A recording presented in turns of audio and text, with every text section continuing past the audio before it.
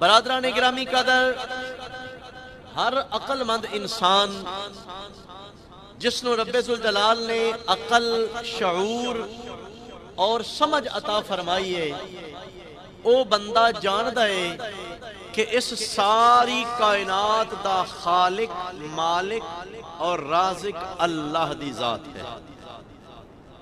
جس نو بھی رب ذوالجلال نے عقل اور ہدایت اور شعور عطا فرمایا، وہ سمجھ گیا ہے کہ ایک کائنات دا نظام خود بخود نہ بن سکتا ہے تے نہ خود بخود چل سکتا ہے۔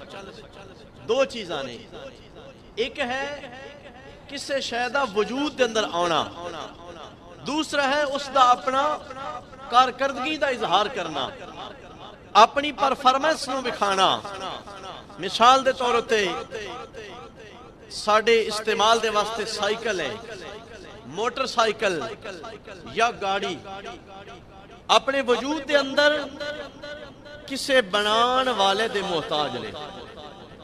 سائیکل اپنے آپ بن ویندا، موٹر سائیکل کسے کاریگر، مختلف قسم دے کاریگر، کوئی لوہے دے پارٹس بنان والا، کوئی اس دے اندر الیکٹرونکس دیاں چیزاں فٹ کرنا والا، کوئی ٹائر اور باقی اعضاء اس دے پارٹس وہ تیار کرنا والا۔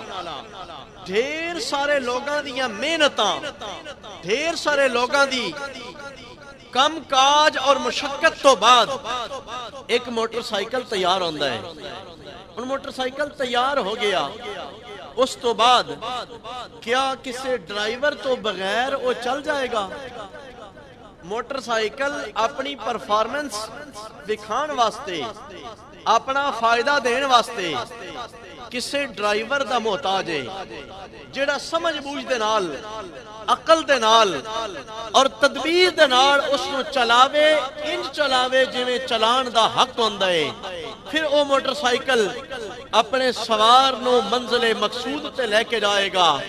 اور اگر موٹر سائیکل ٹھیک بن گیا، بالکل صحیح کوالٹی، ہر چیز اپنے مناسب مقام دے تے لگا دیتی گئی، بنان والے نے بنا دیتا، لیکن جڑا ڈرائیور اس دے تے بیٹھا، اس نو چلان دا پتہ نہیں، اس نو او دے تو فائدہ حاصل کرن دی سمجھ نہیں، تو پھر بھی فائدے دی بجائے نقصان ہو جائے گا۔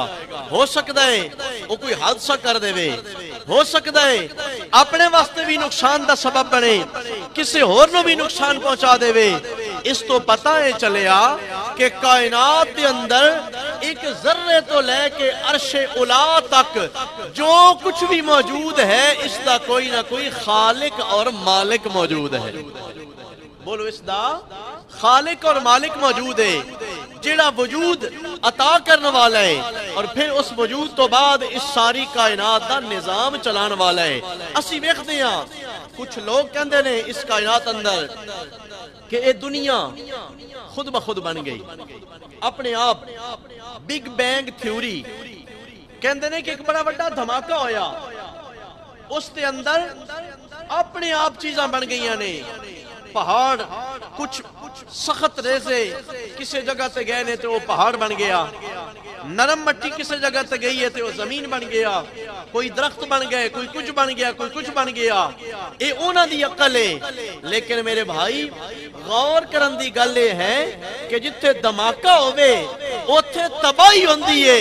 اے کائنات تباہی دا نشان نہیں دے رہی، بلکہ اے کائنات تے امن دا نشان عطا کر رہی ہے۔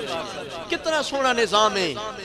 سورج مشرق چوں نکلدا ہے، اپنے مدار دے اتے چلدا چلدا عروج اتے جاندا ہے، اس تو بعد اپنی مقررہ وقت اور اپنے مقررہ سٹائل دے اندر زوال دے اتو پھر مغرب دی طرف غروب ہو کے آندا ہے۔